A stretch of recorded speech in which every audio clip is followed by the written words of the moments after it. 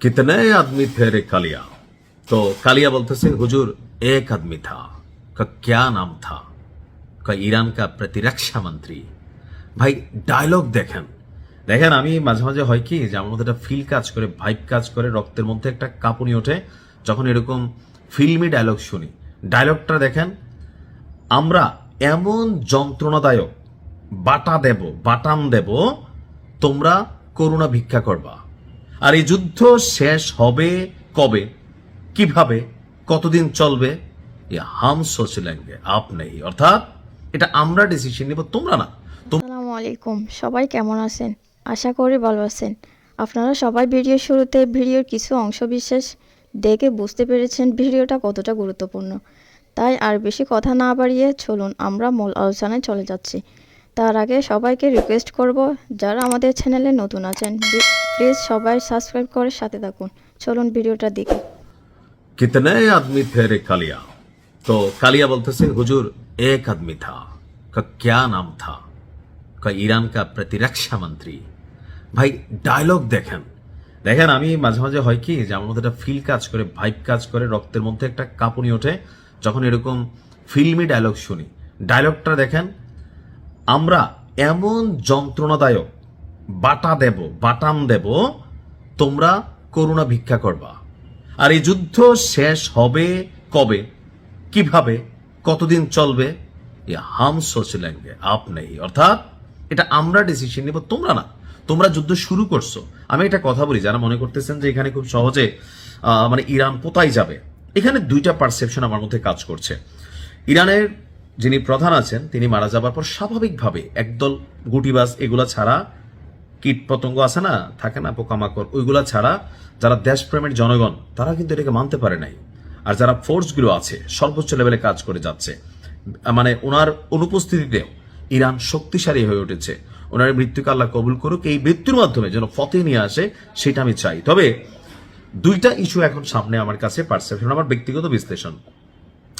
এই যুদ্ধ অনেক দিন পর্যন্ত যাবে, আর এই যুদ্ধে পশ্চিমা বিশ্ব থেকে শুরু করে মধ্যপ্রাচ্যের রাষ্ট্রগুলো যুদ্ধে জড়িয়ে যাবে। আর একটা পর্যায়ে রাশিয়া এবং চীন, উত্তর কোরিয়া এটাতে কানেক্ট হবে। And then what is the result? Third world war, তৃতীয় বিশ্বযুদ্ধ নিশ্চিত হয়ে যাবে। 2026 নিয়ে আমার করা ভিডিওটা দেখবেন, চ্যানেলে আছে, যে ভবিষ্যৎবাণীগুলো কি ছিল, যেটা বড় ধরনের যুদ্ধ হবে। আর একটা সংঘাতের শুরুয়াত হবে কোথা থেকে? মধ্যপ্রাচ্য থেকে। তো আজকে আমার কাছে মনে হচ্ছে যেভাবে খেলাটা জমছে, ইরান যেভাবে ফাড়া ফেলতেছে, তো সেখানে একটা বড় ধরনের যুদ্ধ হবে। এটা থেকে তৃতীয় বিশ্বযুদ্ধ হবে। আমেরিকা নাই হয়ে যাবে, নতুন শক্তির উদ্ভব ঘটবে, হয়তো রাশিয়া নয়তো চীন। আমার পারসেপশনটা চীন হবে, চীন। আর আরেকটা হইতে পারে যে ধরেন এই সরকারের আরো যারা প্রধান ক্যাটাগরির লিডার আছেন, ক্যারেক্টার আছেন, মোটামুটি ধরেন 70% শেষ করে ফেলছে। 70% গত এক বছরে চুনচুনকে তারা তাদের গোয়েন্দাগিরি কইরা, তথ্য নিয়া, প্রযুক্তি ব্যবহার কইরা মাথাগুলারে নাই করে দিছে।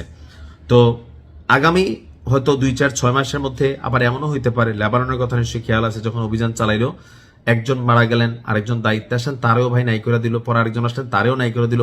এরপরে কিন্তু পরিচয়টা গোপন রেখে তারা কার্যক্রম চালাচ্ছে। আর যেটা গোপনে সেটা কখনো শক্তিশালী হয় না, এটা প্রকাশ্যে আসা উচিত।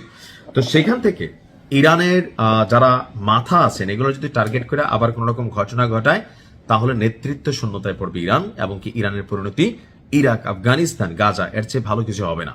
তবে ইরানের জনগণের মধ্যে একটা অংশ যারা গুটিবাজ, যারা পশ্চিমাদের কিট, অথবা ধরেন যারা চায় যে তাদের দেশে ইসলামী প্রজাতন্ত্রের যে খেলাফত সেইটা শেষ হয়ে যাক, সেখানে ওই যে রাজা পেহেলবির যে কালচার, সংস্কৃতি, মানে থাকে না মুসলিম রাষ্ট্রের যে বাকটা, এটি শেষ হয়ে যাক।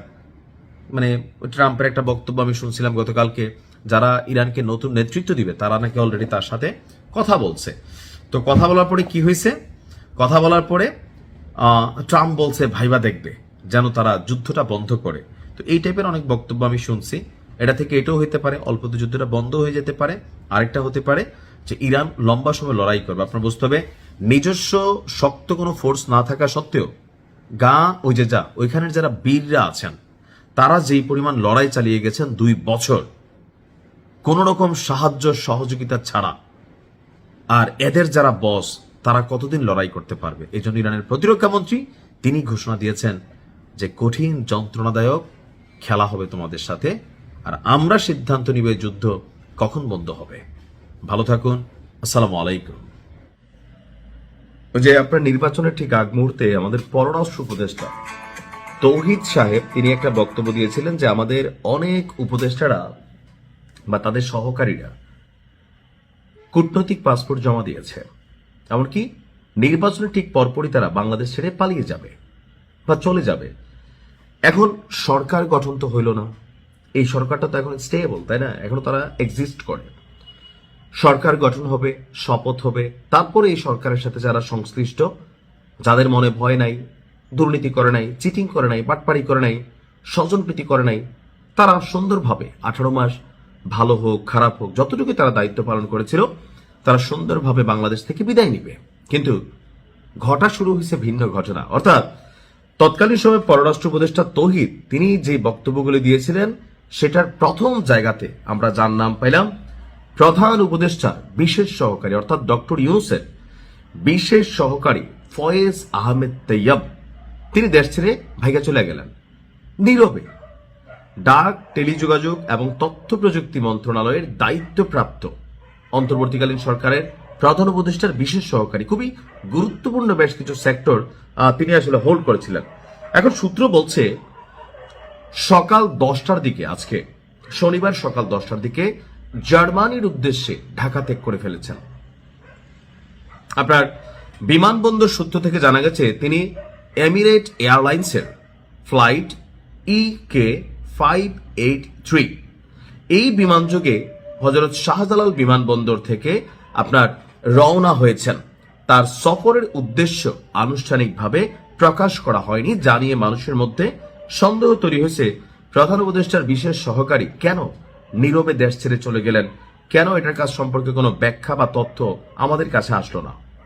দর্শক, ফয়েজ আহমেদ নেদারল্যান্ডসের নাগরিক এবং বর্তমানে তিনি নেদারল্যান্ডসের প্রতিষ্ঠান ভোডাফোন জিঙ্গুতে সিনিয়র সফটওয়্যার সলিউশন আর্কিটেক্ট হিসাবে কর্মরত রয়েছেন।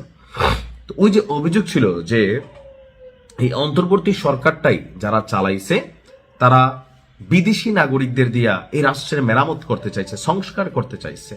অধ্যাপক আলী ইলিয়াস থেকে শুরু করে ভাই যারা বিদেশে থাকে, দেশেই থাকে না, এই দেশের সংস্কার করতে গেলে তারা আসলে কি করবে? ধরেন বাংলাদেশের সরকারি প্রাথমিক বিদ্যালয়গুলোতে উদাহরণ দিলে বুঝবেন, দেখবেন যে এখানে শিক্ষকদের সন্তানরা স্কুলে পড়ে না, ম্যানেজমেন্ট কমিটি যেটা থাকে তাদের বাচ্চারা এই স্কুলে পড়ে না, অ্যাজ এ রেজাল্ট স্কুলের পড়া ভালো না, বাথরুমগুলোতে যাওয়া যায় না, পরিবেশ খুবই নোংরা। প্রাইভেট প্রতিষ্ঠানগুলোতে তারা তাদের বাচ্চা পড়ায় যেখানে ফার্স্ট ক্লাস পড়াশোনা হয়। অর্থাৎ আমি নিজে যেই কাজটাতে সুবিধা ভুগি না বা আমার পরিবার সুবিধা ভুগি না, সেই কাজে আমার ইমানদারি থাকবে শতভাগ, এটা আশা করো বোকামি। তো আমরা 2025 সালে আমরা যখন দেখলাম যে নাহিদ ইসলাম এই তথ্য প্রযুক্তি মন্ত্রণালয় থেকে পদত্যাগ করলেন, এরপর মন্ত্রণালয় খালি থাকায় 5ই মার্চ ফয়েজ আহমেদকে প্রতিমন্ত্রী পদমর্যাদায় প্রধান উপদেষ্টার বিশেষ সহকারী হিসাবে নিয়োগ দেওয়া হয়। তো তিনি আকস্মিক দেশ ত্যাগ করার পরেই মানুষের মধ্যে সন্দেহ হয়েছে যে ধান্দাটা আসলে কি করছে। দেখেন তিনি হয়তো কোনো দুর্নীতি করেন নাই, কিন্তু এভাবে ইলেকশনের একদিন পরে দেশ ছেড়ে তিনি পালাই গেলেন। কোথায় গেলেন, কেন গেলেন, কোনো তথ্য নাই রাষ্ট্রের কাছে। ওই যে বলা হইতো যে আমাদের কি বলে যে বাণিজ্য সচিব যিনি আছেন, বাণিজ্য কি বলে উপদেষ্টা ছিলেন, তিনি কিন্তু একটা বলছিলেন বশির সাহেব যে 21 লক্ষ কোটি টাকা ঋণ করা হয়েছে।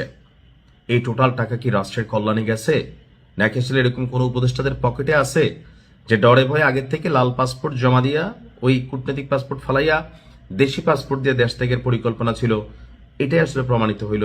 এখন আমার মনে হয় ফয়েজ সাহেব যিনি আছেন তার বিরুদ্ধে অভিযোগ যেহেতু আসছে, এটার তিনি উত্তর দিবেন, তাহলে আমরা বিষয়টা ক্লিয়ার হতে পারবো।